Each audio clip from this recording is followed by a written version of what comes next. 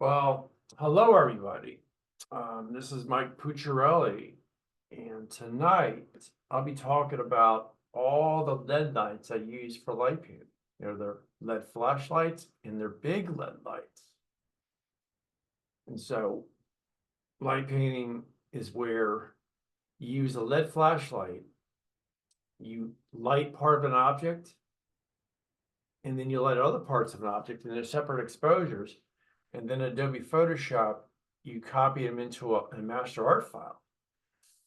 It's another way to do light painting. I know some people, they do one exposure, but this is many exposures.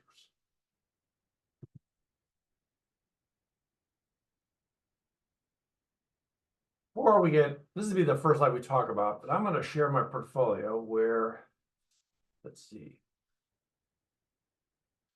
This is what I did with the Columbia Graveyard, where we have many exposures. There's the lights, the objects are separate exposures. The bumpers are second exposures, and the front parts, and there are the side exposures, and you get the, you can't do this in Flash, but with light painting, it's possible. So I think I had about 50 exposures or whatever, and I take the best ones, and then I mask them into a master art file. This is my car, the same idea, where you have separate exposures for the wheel, the hubcap, then you have, exposure for the ground, and you have exposure for the, the top part of the car, and you have separate exposures.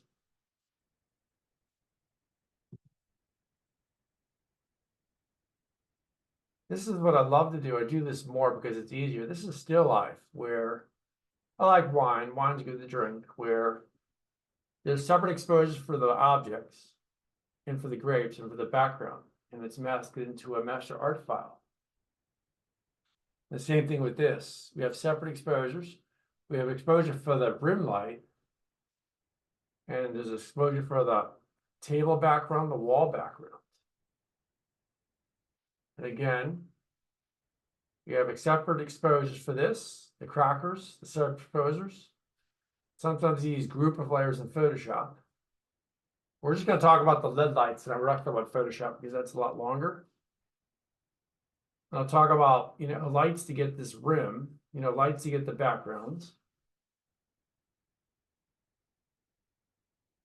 So now I'm going to go back to the presentation.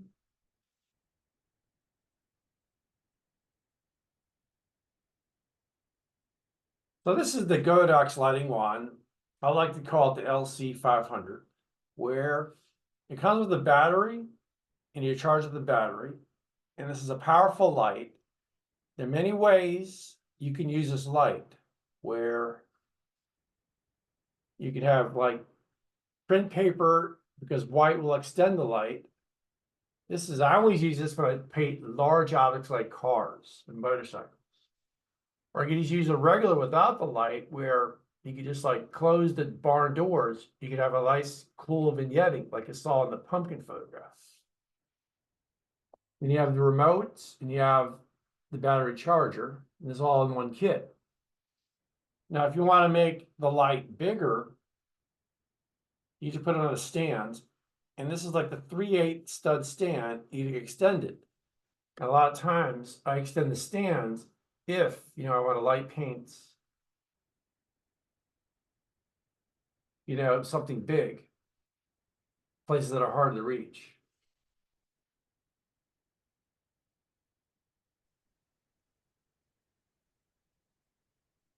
And in many ways, you can use it as held hand and a stand. So this is being recorded. So we have another LED light. This is a powerful LED light, and the light is balanced at 56A. It's a SpectroLED-14, and there are over 600 light lamps. This is all one kit. You have the wire adapter, you have the car, you have the other wire that goes here, you have a snoot stock. And if you look at the bottom, the caption on the left is without the snoot stock, and the one on the right is. So you can soft the light, and it's great for, controlling the light. You definitely want to use a snoot stock on a light like this. And it has, a powerful 3-prong plug. Now, I never use a VM-on battery because they're very pricey, but I use this in my studio from time to time. You have a power dimmer, and I always like to use the most highest setting for the most light.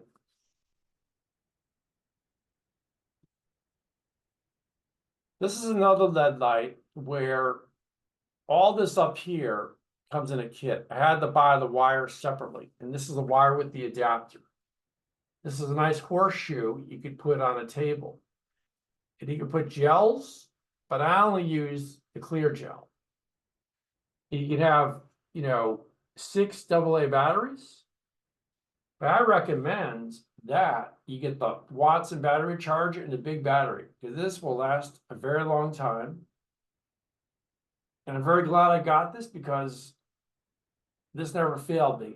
Batteries might, but this always works when I turn it on. So I'd recommend that you get a Watson Connect charger and the Watson big battery, and it goes on the battery slot behind the hood. And you got nice silver reflectors to illuminate the light, and you have a power adapter, and the light is balanced to 56K.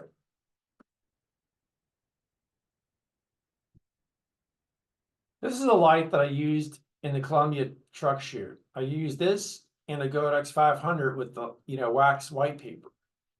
This is a nice, smooth, soft light, and it operates in 2 batteries. Now, unfortunately, when you buy this, they'll sell it with 2 battery chargers and 2 batteries, but it's recommended that you get like a dual battery charger, and it's over here, and you charge the batteries at the same time, and they work better and longer. And all this comes with the kit. You have, let's see, you have the cords, you have the remote. I never use the remote, I just turn the thing on. And you got the battery, dual battery. It comes with a case. It also comes with, in case you need to use a plug, it comes with a plug and the, plug adapter. And this you need because it has a power dimmer. It comes with a lot of things, and it comes with and you can fit this in any light stand. And this is great for light painting the top of a still life, or if you want to light paint something big, you light paint, like the hub of a car, like that Columbia truck that I showed you. It has a good color, the CRI, color rating index, 95. It means the colors are 95% accurate. And this is a good feature to have in any LED light. It has a flexible, temperature range between 3200 to 55K. And it operates on, 2 batteries. These batteries will last a really long time. But there are other ways to use this light if you don't want to use a battery. You could use the plugs. It even comes with a car, cable where you plug in the cigarette thing in the car, but I'll never use that. And it does come with a remote, but it operates on 2 AAA batteries. Now the duo charger is a separate purchase, but it's worth it. It'll last a good long time, and you can charge any L or M series batteries, not just these.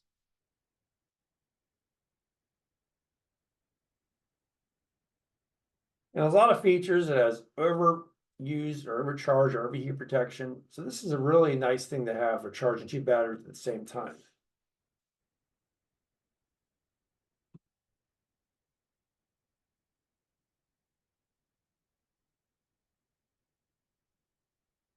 This is another LED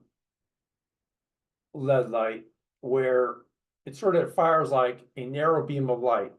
And this could be used if you want to light paint the texture of a tree. And this is all it comes with it. It's a USB, but it'll charge the light. So this is good for light painting a rock or something that has texture at a distance. This is another more powerful light. It has, I think, 1,000 lumens.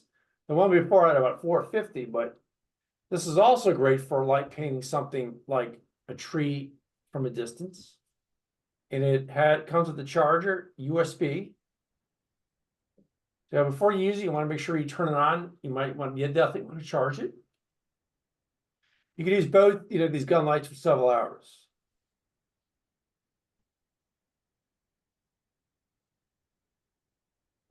This is the Savage LED 204, and it has the C's batteries.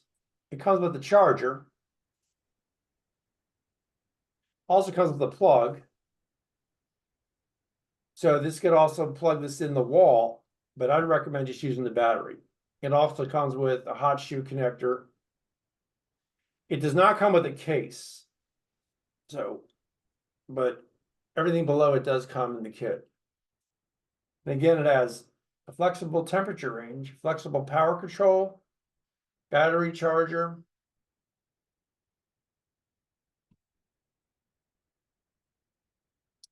This is another LED light, and it comes with a case.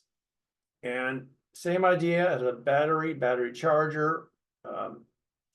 It also uses as a plug, but I always use it with the battery because it's more convenient. It's also coming with a hot shoe protector or hot shoe. You could just screw this on, and you could also put it on the camera, the hot shoe.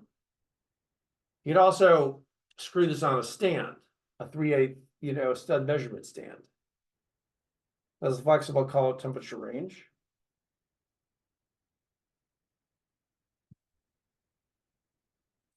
This is a great soft light, the Nanlite LumiPad 11. It comes in 2 sizes. I got the small size because I do a lot of still light, but both sizes are good. I think that this is the 5 to 7 inch, and there's also 9 inch. There's a bigger size, but all this comes with the kit. You have the watch and charger. You also have the watch and battery. And this is a great battery. It could last a really long time. You could light paint several hours. Comes with a hot shoe. It also comes with maybe a converter in case you go to Germany or I think parts of Europe. A lot of times it's just use the plug. Again, it has a good CRI of 95, which is a good feature to have. It has good flexible temperature range. And you could put this on a hot shoe of a camera. You could also stand this on the hot shoe stand here. This is great for having soft light, like if you like sides of a still life or the top.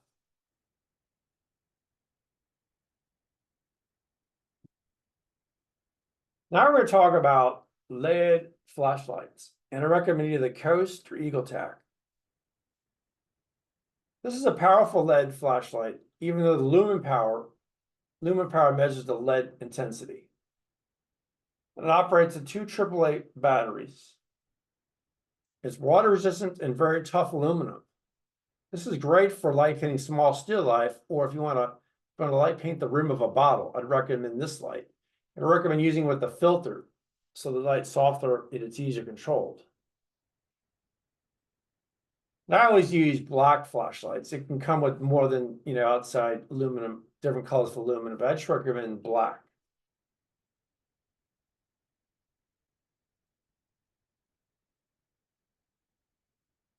Now the G32 of Coast, it's a more powerful LED flashlight with the lumen power of 465. You could use 2 alkaline batteries. And I recommend using it with the filter that fits. And I'll talk about filters later. But this has different levels of light power. So you can just control it with the switch on the light, but I always use the highest power with the filter. And again, it's water resistant and very tough aluminum. And sometimes the higher aluminum lights, they may heat up if you use them for a long time, but a lot of times doing still life, I use them quickly, like 10 to 15 minutes, and I'm fine. Then you have the Coast PX1. It has even a higher power of 565. and it uses 3 AAA batteries. And it comes with different levels of light power, and I recommend the highest light power with the filter. When you use a filter, you light paint better and you control the light. It has tough aluminum, it's also, water resistant.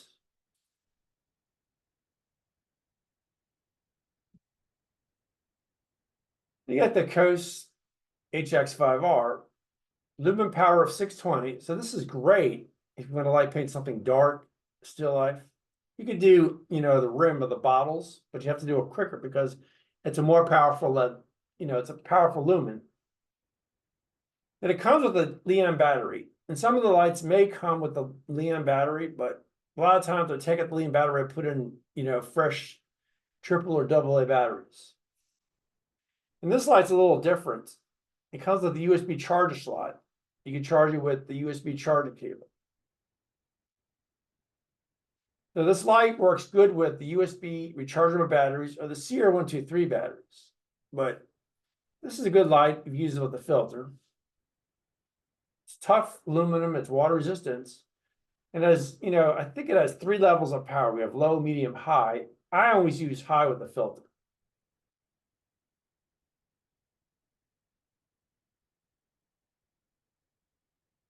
This is the Godox PX20, and it has different levels of light power. It has lumen LED power of 400. It operates on 3 AAA batteries. It also has a dual light, a red light, but I just use the white, LED light. And it may heat up if you use it for a long time, and that's why. Then you might just want to turn it off and take a break, and then when it cools down, you turn it back on. And it's water resistant and tough aluminum like the other, Coast lights.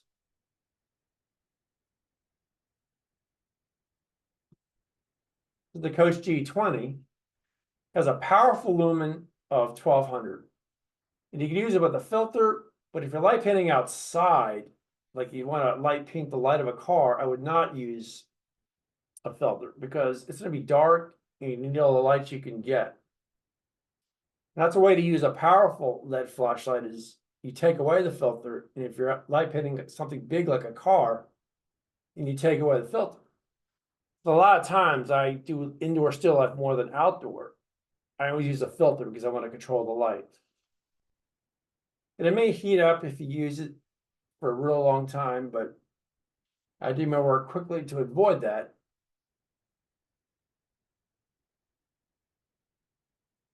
But also, it has part of it's aluminum, part of it's a rubber. So this is a little different than the other flashlights.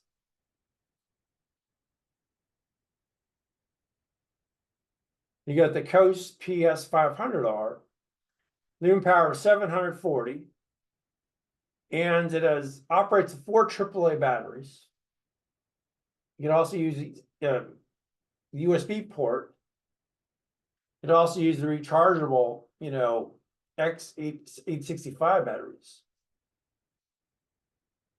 And it has different levels of light power, but I just use the highest with the filter.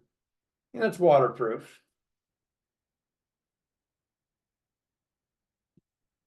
This is the EagleTac. This light heats up quicker than all the other lights I've used. I mean, it gets hot within 10 minutes. There's a powerful LED power of 1200. Now this light is different than the other LED flashlights because it does not work with triple or double A batteries. It works with the lithium or the lithium-ion battery types. And it heats up quicker than the other lights. But this light has different levels of light power, but I always use the highest light power with the filter. And anytime you use this in the studio, I always want to put a filter on. And I always want to keep mindful that this will heat up, but it's a good light. It's a good light if you light the edges of a still life carefully, like the bottles or something dark that's a still life setup.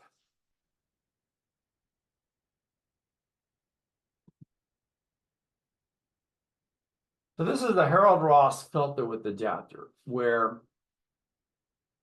so this will fit the EagleTac. This will fit anything that has the same diameter smaller, and you just screw it on, and then you put this on here. And there's another way to use a homemade filter, and I'll talk about that in the next slide. And these filters I built from PVC pipes where I cover with black tape so you don't accidentally have stray light in the photograph.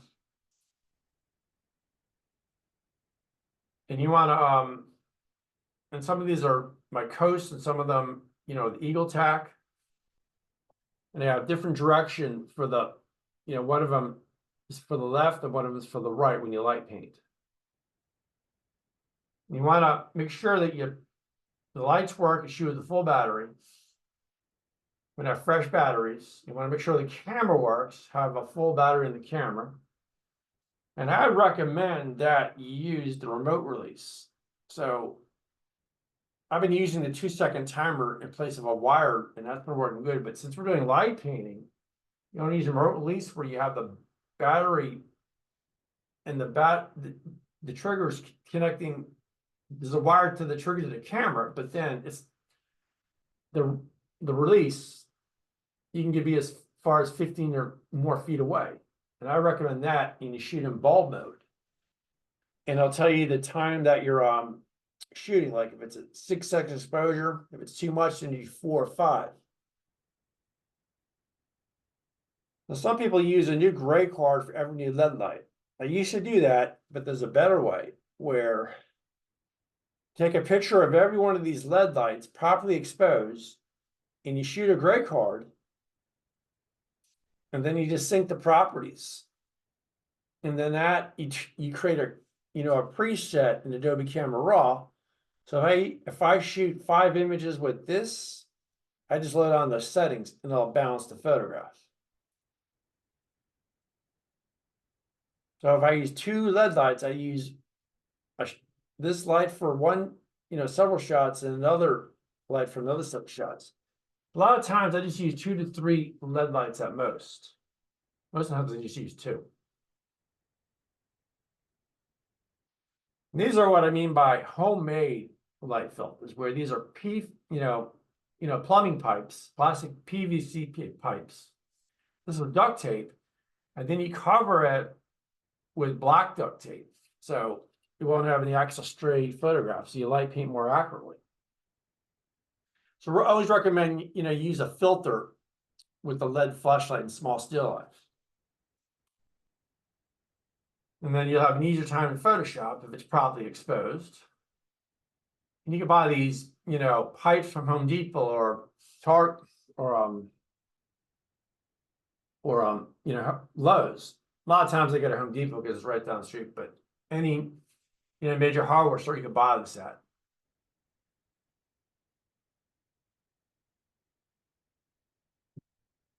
And these are the tools to create a homemade or a custom, filter for the flashlight, where you have a hacksaw and this will cut through anything.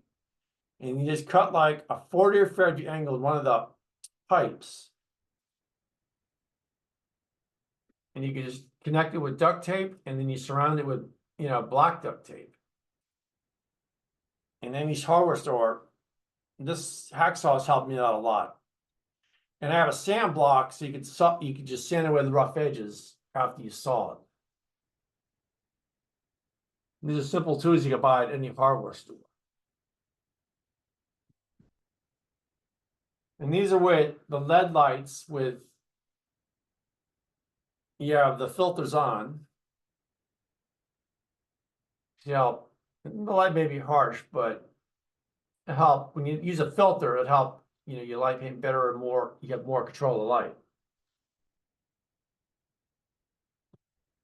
And these are LED lights with no filters. You can see how harsh the light is.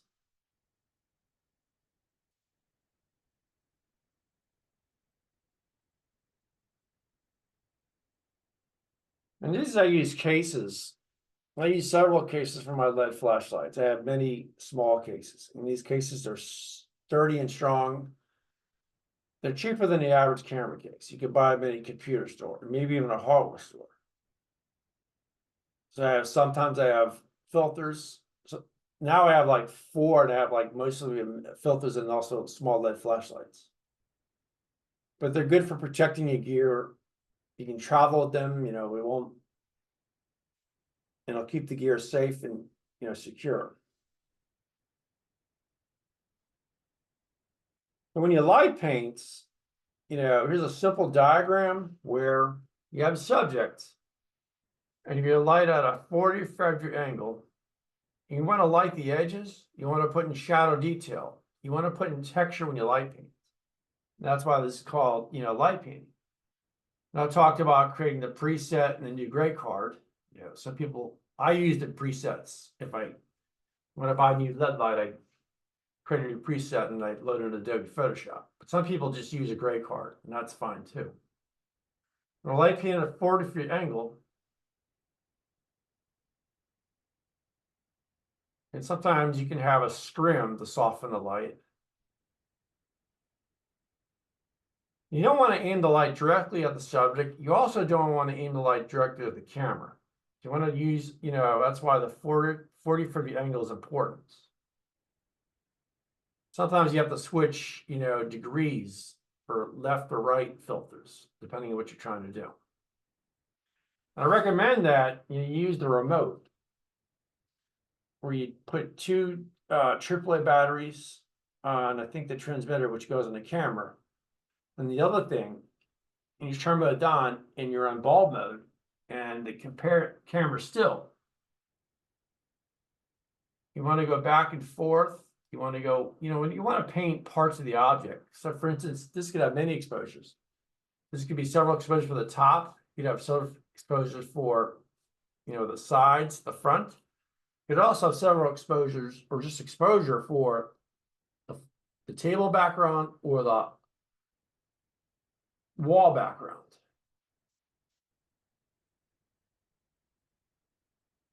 Now, when you do a small still life, where sometimes the camera can be 90 degrees, sometimes it can be 45 degrees, sometimes you have the light on the table and the camera can aim down. So it all depends on your goal of the photograph. What I used to do when I started light painting was where I'd set it up during the day.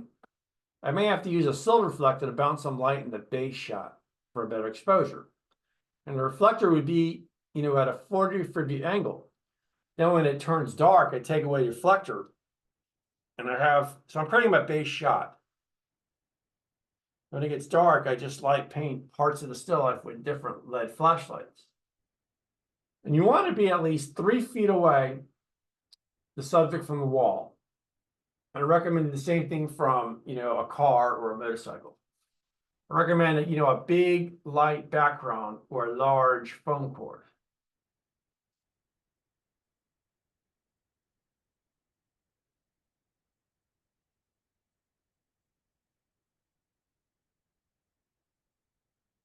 Now, the next diagram is light painting a motorcycle or car, where the camera would probably be 90 degrees, and I'd probably be 15 or 10. It'd be farther away from the camera, farther away from the subject. The subject and the camera will be farther away.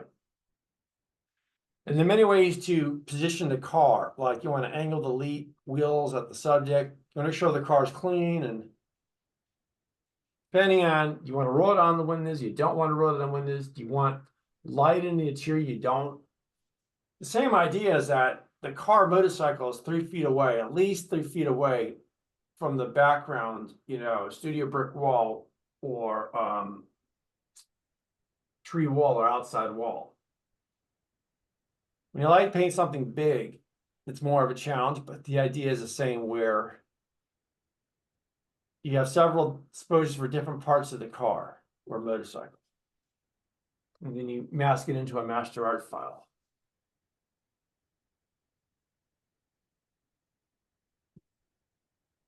These are my photography groups. I have a group called the Still Life Fun Art Photography Creative Group. This group is growing every day. The other groups are growing more slowly. Some of these groups are run by myself, some of them I don't.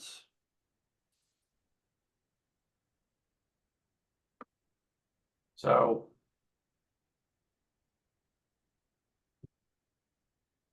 I also have a YouTube channel.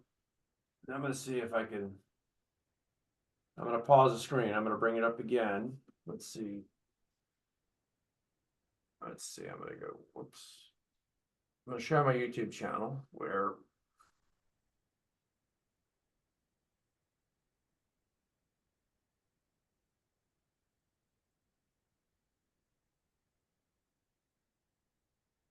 I'm going to do a new screen share.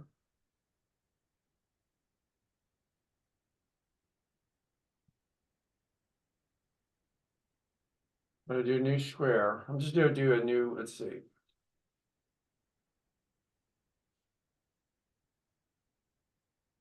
Where I have a YouTube channel with all the recordings. I have playlist. I have, this is just testing out for private, but I have a landscape section. I have equipment section and still life and light painting. I have light painting webinars, black plexiglass table webinars. I have white plex table webinars, and then I have webinars in Adobe Photoshop. So I have several playlists about still life and landscape photography.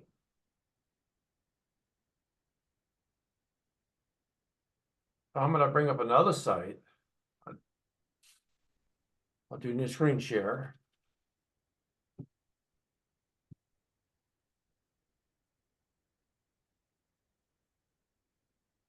I'm going to do new screen share.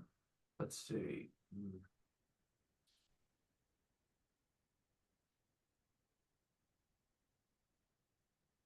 This is my fine art site. I specialize in, still life, plexiglass, natural light. I have a new automobile and motorcycle, section. It's growing slowly, but it's going to get bigger. I also have an ebook section where I have since we're talking about light painting, I have it on Amazon.com.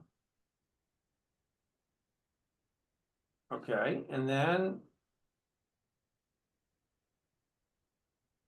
I also have another ebook on the black plex table and the white plex table. So and I also have a big still life book that combines all three, but I decided to also work on separate books because still life photography is it's taking shape, it's taking form. Light painting is getting more popular.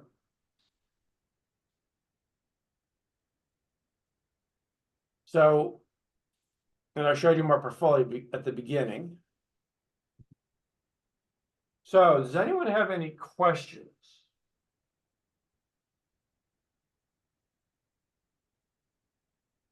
I hear silence, that means no, but we can just sit idle for a while.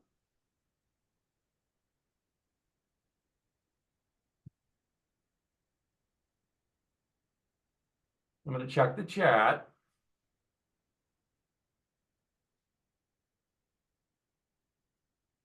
Okay. If there's no questions, you can always email me. I'll put my email in the chat.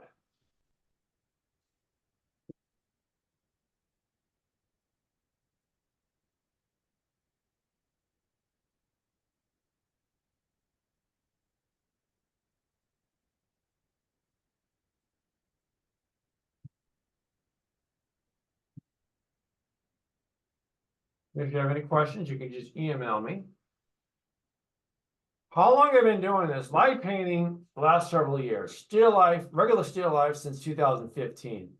Light painting is new for a lot of people, including me. But there's some people like John Hartman here at Ross. They've been doing it a very long time. But so light painting, it's a skill. It takes time and it takes practice. And you just keep at it and keep trying. And, it's time consuming, light painting the object, also the separate exposures, also the Photoshop, where, you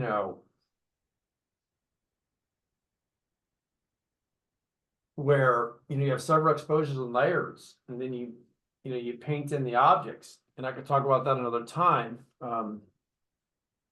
As the next presentation is about new tricks and tips in Photoshop, and I'll save it for that, webinar.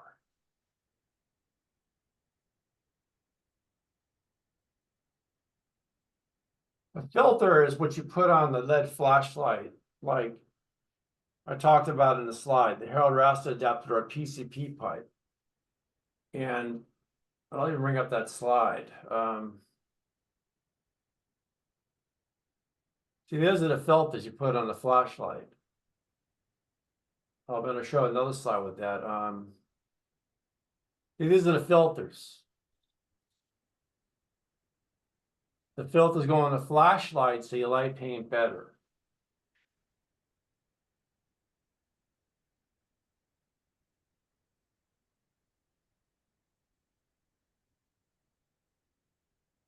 So I can pause for more questions or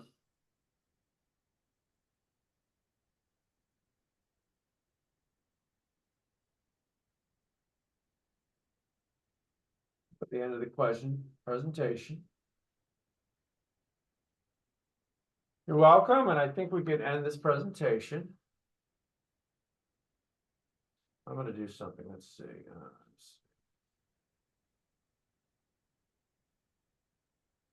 I'm going to end the presentation. Well, you like the presentation, and I'll be on the recording. So I'll see everybody later. I'll see everybody in the next month's presentation about Photoshop. Quite welcome.